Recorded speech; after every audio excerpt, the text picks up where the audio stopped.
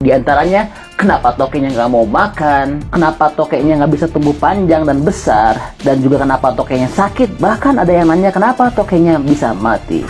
Sebenarnya, untuk ngejawab hal tersebut ada beberapa faktor ya.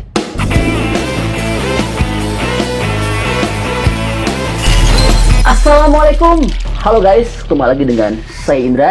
Kali ini kita akan kembali masuk ke dalam segmen toke. Akhir-akhir ini banyak banget yang nanyain ke saya tentang hal toke, yaitu diantaranya kenapa tokenya nggak mau makan, kenapa tokenya nggak bisa tumbuh panjang dan besar, dan juga kenapa tokenya sakit, bahkan ada yang nanya kenapa tokenya bisa mati. Sebenarnya untuk ngejawab hal tersebut ada beberapa faktor ya. Nanti kita bakal bahas satu persatu, makanya teman-teman terus ikutin channel saya Indra, karena saya janji bakal bahas ke teman-teman semua, kita ulas ya satu persatu apa penyebabnya. Tapi di antara salah satu faktor yang bisa nyebabin hal itu semua adalah masalah kebersihan. Ya, kalau misalkan kita nggak bisa jaga kebersihan untuk toke, untuk kandangnya, toke bisa banget jadi sakit, bahkan berujung kematian. Loh, kok bisa? Ya bisa lah. Itulah alasan kenapa kita wajib untuk menjaga kebersihan kandang toke. Dan kebenaran hari ini adalah jadwal kita lakuin untuk kebersihan kandang toke. Dan ini kandang-kandangnya. Dan hari ini kita bakal bersihin. Oke, untuk mempersingkat waktu langsung kita mulai. Tapi sebelum mulai tolong bantu dulu subscribe channel Indra, dan juga jangan lupa di like dan di share video saya ini ya, supaya saya bisa terus bersemangat untuk berbagi info-info penting kepada teman-teman semua. Oke, sekarang kita bakal langsung mulai. Alasan pertama kenapa kita harus wajib bersihin kandang toke, karena buat beberapa toke tertentu ada toke-toke yang kalau misalkan kandangnya kotor, nggak bersih, dia nggak mau makan. Ini jelas berbahaya, karena kalau misalkan tokenya nggak makan itu bisa bakal jadi kurus, dan kalau dia udah kurus dia bisa gampang keserang penyakit, dan kalau udah sakit nggak ditanganin itu bisa berujung kepada kematian. Tapi ada juga sifat dari beberapa toke yang dia nggak peduli ya, mau kandangnya kotor, bau, dia tetap bagus makannya. Tapi ini bisa berbahaya loh. Kenapa berbahaya? Sekarang kita bakal bahas.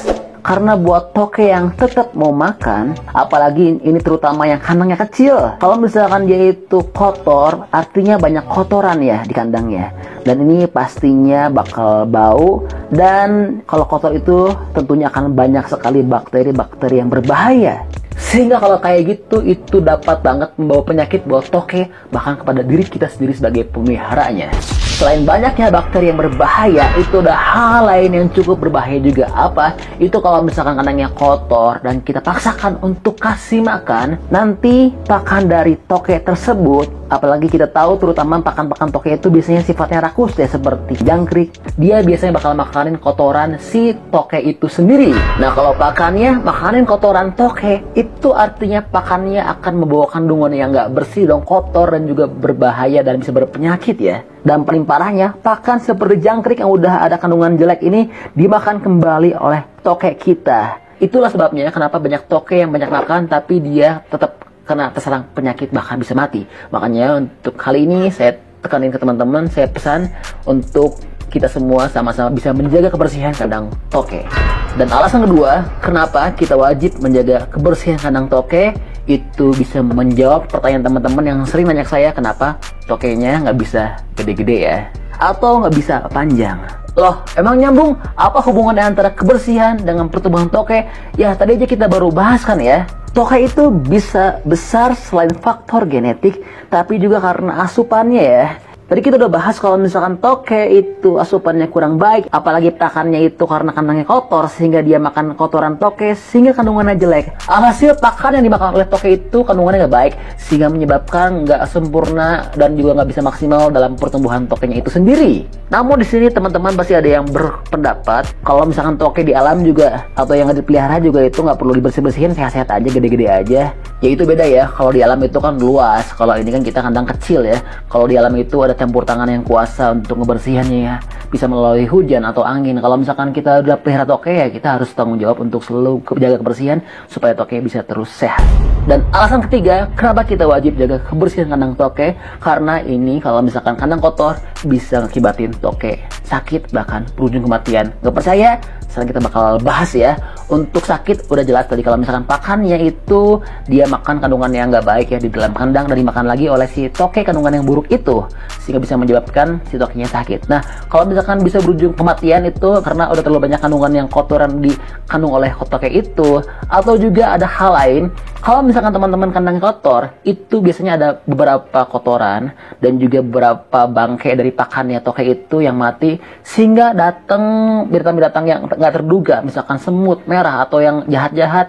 Dan kalau misalkan jumlahnya banyak, itu jangan kaget nanti kalau suatu waktu bisa aja nyerang toke kita. Itu toke kita bisa jadi digigitin atau mungkin bisa luka-luka banyak ya. Dan kalau misalkan dia masih bayi mungkin bisa mati ya. Toke besar aja kalau misalkan diserang oleh binatang-binatang yang agak buas itu atau yang galak ya, itu bisa mati, apalagi toke yang masih bayi ya. Itulah sebabnya kenapa kalau misalkan kita nggak jaga kebersihan, toke bisa sakit dan juga bisa mati. Itulah sebabnya kenapa kita wajib menjaga kebersihan kandang toke. Nah, makanya pasti teman-teman nanya dong, kalau kita mau menjaga kebersihan itu caranya gimana yang paling ideal? Itu saya saranin teman-teman kalau pengen jaga kebersihan kandang toke, untuk punya jadwal rutin, paling enggak teman-teman bersihin 2 hari sekali atau 3 hari sekali ya. Dan paling telat-telatnya, paling lama-lamanya, paling lambat itu maksimal seminggu sekali, usahain.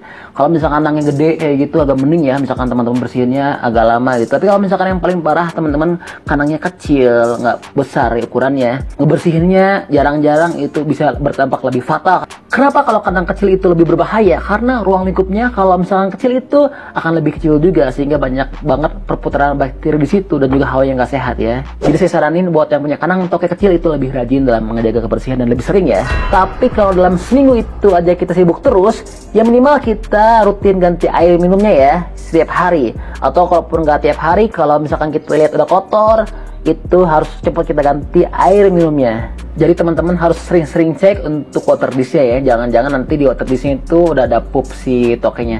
Dan kalau untuk ngebersihin kandangnya aja kita nggak ribet ya. Ini cuman cukup perlu buang aja kotor-kotoran, juga cukup dilap aja. Dan jangan lupa pakai lapnya yang bersih ya. Dan kalau teman-teman udah bersih kandangnya, pastikan ini harus kering. Yang paling penting, kandang ini harus disimpan di tempat bersih juga ya. Percuma kalau kandangnya bersih, tapi disimpannya di tempat yang kotor. Selain bersih, tempat penyimpanannya juga harus di tempat yang kering dan jangan lembab. Dan jangan simpan kandang toke di tempat yang panas, terik, atau terlalu terang. Kalaupun teman-teman taruh di tempat yang terang, itu harus pastikan ada tempat untuk sembunyi buat tokenya ya, supaya dia bisa nyaman. Dan tips yang gak kalah penting selain jaga kebersihan itu, kalau teman-teman pengen tokenya tumbuh sehat, besar, dan pengen rakus makannya, itu teman-teman harus diain kandang yang proper dari segi ukuran ya.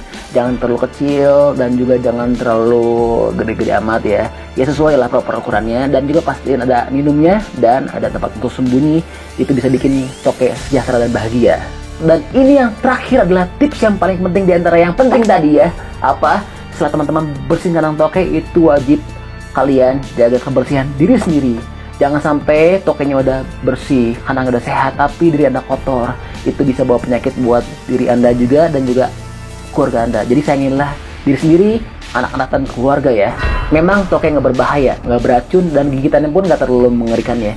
Tapi kita harus menjaga-jaga, takutnya kita ada tertular penyakit apa. Meskipun belum ada ceritanya sih, tapi udah ada satu fakta dan juga studi bahwa toke itu bisa membawa salmonella, dan ini bisa membuat lumayan berbahaya buat kita dan juga keluarga. Makanya sayangin diri Anda dan keluarga Anda.